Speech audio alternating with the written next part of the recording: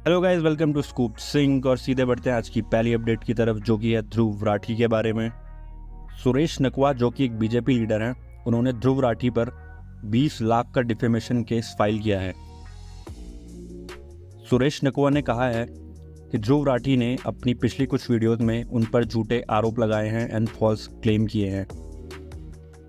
तो इसी के चलते दिल्ली कोर्ट ने ध्रुव राठी को समन भेज दिया है। सब पर रिएक्ट करते हुए ध्रुव राठी अपने ट्विटर हैंडल से एक ट्वीट करते हैं कि one abusive BJP uncle has filed a ₹20 lakhs court case against me because I called him abusive. क्यों इतनी बेइज्जती कराने का शौक है इनको। अब इन अंकल की पूरी अब्यूजिव हिस्ट्री दोबारा पब्लिक होगी। तो हमारी नेक्स्ट अपडेट है एल्विश यादव के बारे में। तो एल्विश यादव कल काशी विश्वनाथ के दर्शन करने गए थे एंड वहाँ से उन्होंने अपने सोशल मीडिया पर एक फ़ोटो भी अपलोड की थी।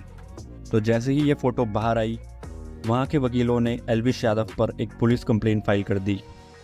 वकीलों ने कहा कि वो सिर्फ एक बिग बॉस विनर हैं एंड उनको इतना वीआईपी ट्रीटमेंट नहीं मिलना चाहिए था, और मंदिर के सामने फ़ोटो खींचना सख्त मना है, तो उनको फ़ोटो खिंचवाने की परमिशन किसने दी।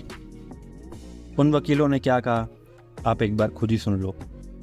तो हम कुमार सिंह है, मैं पेशे से अधिवक्ता हूं। मैं आपको बताना चाहूँगा, आज एल्विश यादव ने काशी विश्वनाथ मंदिर में दर्शन किया, साथ ही साथ में उस मंदिर परिसर में फ़ोटो खिंचवाया।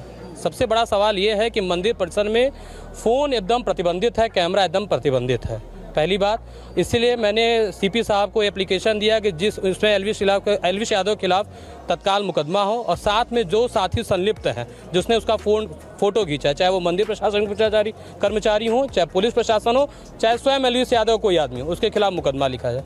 दूसरी बात यह है कि अगर मंदिर प्रशासन कहता है कि वो प्रोटोकॉल की श्रेणी में, तो मैं मंदिर प्रशासन से भी पूछना चाहता हूँ कि एल्विश यादव किसके तहत एक प्रोटोकॉल में आते हैं। बिग बॉस विजेता प्रोटोकॉल श्रेणी में नहीं आता है। अच्छा, क्या कुछ हमारी अगली अपडेट है इंडियन क्रिकेट के बारे में। तो ऐसी खबरें निकल के आ रही हैं कि सेलेक्टर्स अर्शदीप सिंह को बॉर्डर गावस्कर ट्रॉफी के लिए सेलेक्ट करने वाले हैं। And king of cricket Krishnamachari Srikkanth, जो कि एक फॉर्मर इंडियन क्रिकेटर हैं, उन्होंने रोहित शर्मा पर कल एक कंट्रोवर्शियल ट्वीट किया। उन्होंने कहा कि Virat Kohli could play but Rohit Sharma should not play 2027 world cup, he will फेंट इन साउथ अफ्रीका। तो आपका इस ट्वीट के बारे में क्या कहना है, कमेंट सेक्शन में बताएं। अपडेट है मुनावर फारूकी और अदनान 07 के बारे में। तो जैसे कि मैंने पिछली वीडियो में बताया था कि मुनावर फारूकी ने अदनान 07 को काफ़ी ट्रोल किया था उनके बिग बॉस एविक्शन के बाद। इन्होंने कुछ ट्वीट्स भी किए थे। तो हमारे सामने ट्विटर स्पेस से एक वीडियो निकल के आ रहा है जिसमें मुनावर फारूकी अदनान 07 को काफ़ी चीज़ें बोलते हुए दिखाई दे रहे हैं। आप एक बार उस वीडियो को देखो। तो इस पर बहुत कुछ भाई। अरे एंट्री पे भी उसकी एंट्री देखी थी भाई मैंने, वो रील वील वगैरह आती थी ना, तो ये एंट्री देखी है वो, मैंने बोला ओ भाई। और फिर मैं थोड़े वो कमेंट्स पढ़ते हैं ना कि Adnan is the new winner, शेर इज एंटर्ड, ये वो, तो मुझे समझ में आता है कि भाई यार ये इतना हाइप, इतना तुम हल्ला मचा के जाते हो और हक देते हो भाई। हम तो क्योंकि वो अकड़ को हम रख के आते जेब के अंदर और गेम खेलते भाई। काम पे ध्यान दो, काम बढ़िया करोगे तो रिजल्ट अच्छा मिलेगा। ये तो सिर्फ बातें और फिर वहां जाके कुछ उखाड़ने का नहीं। रिएक्ट करते हुए अदनान 07 अपने इंस्टाग्राम हैंडल पर एक स्टोरी अपलोड करते हैं। आप एक बार वो स्टोरी देखो। तो हम चलती ट्रेन में नहीं चलने का भाई, चलती ट्रेन में चढ़ेंगे ना कभी कभी मुंह के बल गिरते हैं।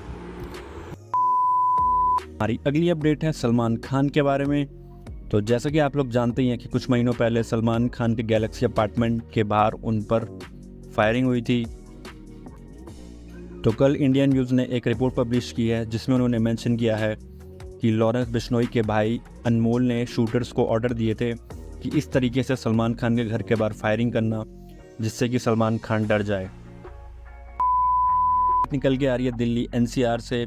सो दिल्ली एनसीआर में एक नई गैंग आ चुकी है जो कि घर में चोरी करने से पहले पकोड़े बनाती है और फिर लोगों के घर में चोरी करती है। तो आपका इस गैंग के बारे में क्या कहना है, कमेंट सेक्शन में बताएं। और केवल यही नहीं, जब वो पकोड़े बना के खा लेते हैं तो वो उसके बाद पान भी खाते हैं। तो कैसा लगा आपको ये नए चोरी का तरीका, कमेंट सेक्शन में बताएं। तो हमारी अगली अपडेट है कुशा कपिला और समय रैना के बारे में।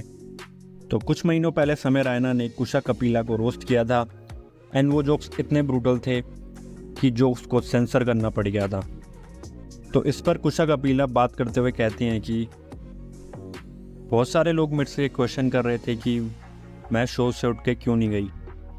देते हुए उन्होंने ये कहा कि वो मेरे फ्रेंड का शो था और मैं नहीं चाहती थी कि मेरी वजह से उनका शो ख़राब हो।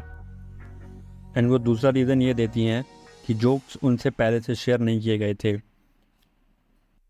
तो उन्हें बिल्कुल आइडिया नहीं था कि स्क्रिप्ट में कैसे जोक्स हैं। एंड वो ये भी कहती हैं कि ये उनका तीसरा रोस्ट था एंड उनके पहले के 2 रोस्ट का एक्सपीरियंस काफ़ी वंडरफुल था। एंड अगर वो शो से उठ के जाती तो उन्हें सोशल मीडिया पर क्राई बेबी बोला जाता। एंड ऑल्सो वो ये भी मेंशन करती हैं कि एक बहुत बड़े सेगमेंट ऑफ मेल ऑडियंस को ये भी लगता है कि वो इस पोस्ट को डिज़र्व करती थी। एंड लास्टली वो ये भी कहती हैं कि वो प्राउड है कि वो उस रोस्ट के दौरान वहाँ बैठी रही। तुम यहाँ तक पहुँच गए हो तो चैनल को सब्सक्राइब कर दो ताकि आगे आपको ऐसी और भी अपडेट्स मिलती रहें।